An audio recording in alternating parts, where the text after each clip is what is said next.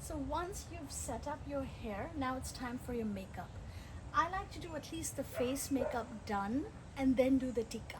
You can do all your eyes and lips later, but at least if your foundation is done and then the tika comes, everything is neat.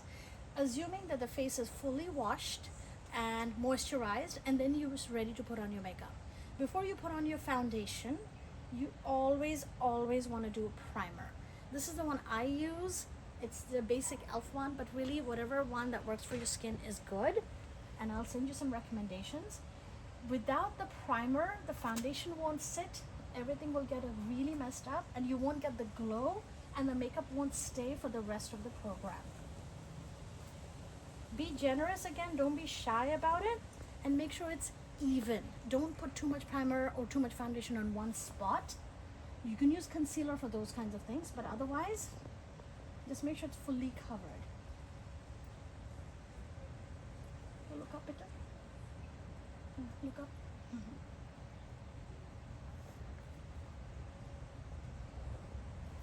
Once your primer is done, don't start with a foundation until you waited at least 30 seconds. I would say almost like wait a minute. Make sure that the primer is fully set so that the skin is all prepped up and ready for your foundation. Concealers for certain parts, this is the time to do it. And you know your skin best.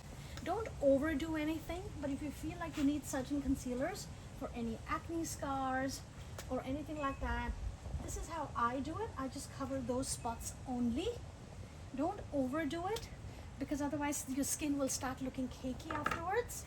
Use the same sponge that you used for the primer and just put the concealer right on top, making sure it just blends right in.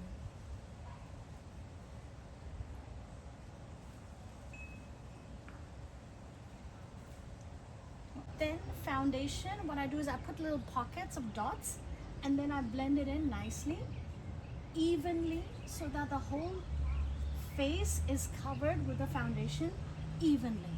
Don't skip this step and don't rush this step. Take your time, look up. Take your time to make sure that you know it's evenly done all over. Don't forget the neck. We want to make sure the neck is fully covered as well. Look up again. And the straddlers on the side.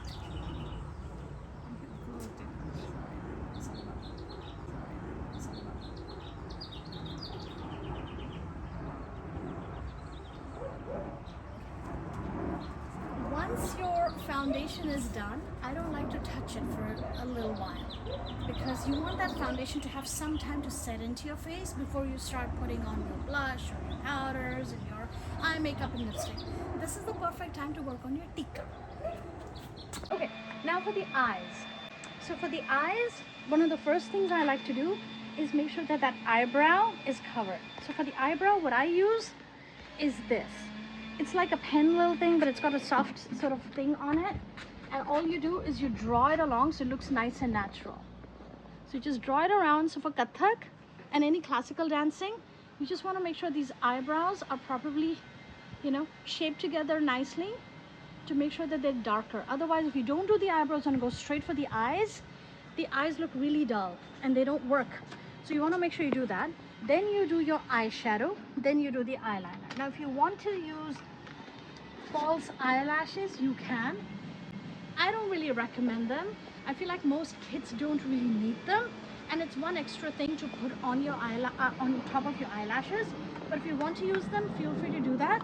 But Namrata, for example, she has very nice natural looking eyelashes anyway, and as long as you put the eyeliner nicely, I don't think she needs it. But it's optional. If you want to, you can. If you do, this is a good time to put the eyelashes. You put the eyelashes, you let them dry. Again, just wait 30 seconds, just like you did with the tika, with the proper eyelash glue, and then you start putting on your eye makeup. Let's assume that those eyelashes have already been put on or they're not needed. Now, after you've done your eyebrow, now you start working on the actual eyes.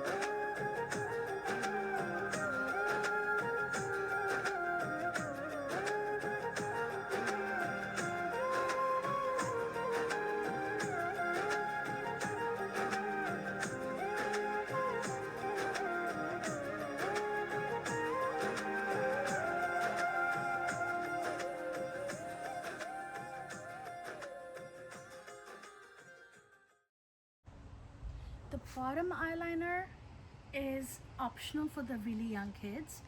The mascara is also optional for the really young kids, especially your 5-year-olds, 7-year-olds. They don't need it.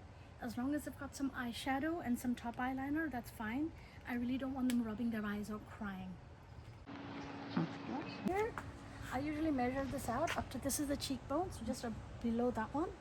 Use a slightly sparkly one over here, and you just kind of blend it over here, push this over here.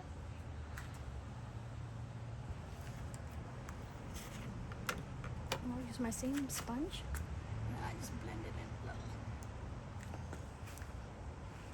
little. Or you can use your brush to blend it in.